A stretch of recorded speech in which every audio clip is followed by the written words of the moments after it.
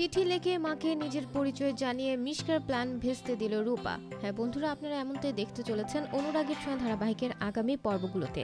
বিস্তারিত জানতে ভিডিওটি না টেনে শেষ পর্যন্ত দেখতে থাকুন। সাক্ষ্যদেবের সাথে ডাক্তারের কাছে চলে যায় রূপা, আর ওই হসপিটালে সূর্য ও সোনা দুজনের উপস্থিত থাকে।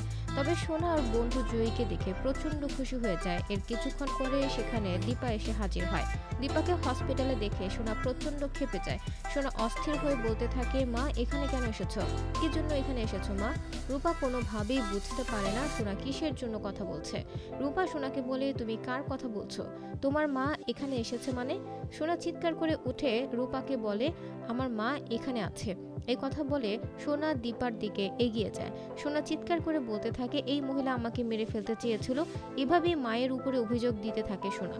এরপর দীপা রেগে গিয়ে সোনাকে বলে, অনেক হয়েছে, আর নয়। মায়ের গলার আওয়াজ শুনে রূপা নিজের মাকে চিনতে পারে। রূপা নিজের মায়ের কাছে ছুটে যেতে চায়, কিন্তু তখনই ডাক্তারের ছদ্মবেশে নিয়ে মিশকা এসে রূপার পেছন দিক থেকে বন্দুক ধরে বলে, মায়ের মরা মুখ দেখতে না চাইলে তুমি তোমার মায়ের কাছে যাবে না। মায়ের থেকে নিজেকে সবসময় দূরে রাখবে। রূপা বুঝতে পারে এখানে মিশকা এসে হাজির হয়েছে, আর মিশকা যে কোনো সময় তার মায়ের ক্ষতি করতে পারে। তাই রূপা নিজের আসল পরিচয় কোনোভাবে তার মাকে দেয় না। এসব চিন্তা করতে করতে রূপা হঠাৎ করে মাথা ঘুরিয়ে পড়ে যায়। দীপা ছুটে গিয়ে রূপাকে ধরে।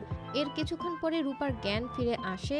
জ্ঞান ফিরে আসার পরে রূপা বুঝতে পারে সে তার মায়ের কোলে মাথা দিয়ে শুয়ে আছে। অন্যদিকে মিশকা যে ডাক্তারের ছদ্মবেশে এখানে রয়েছে এবং তার বাবা মায়ের ক্ষতি করতে পারে সেটা খুব ভালোভাবেই বুঝতে পারে রূপা। কিন্তু রূপা মনে মনে আমি বলে, মিশকা তোমার প্ল্যান যে করেই হোক আমি ভেস্তে দিব।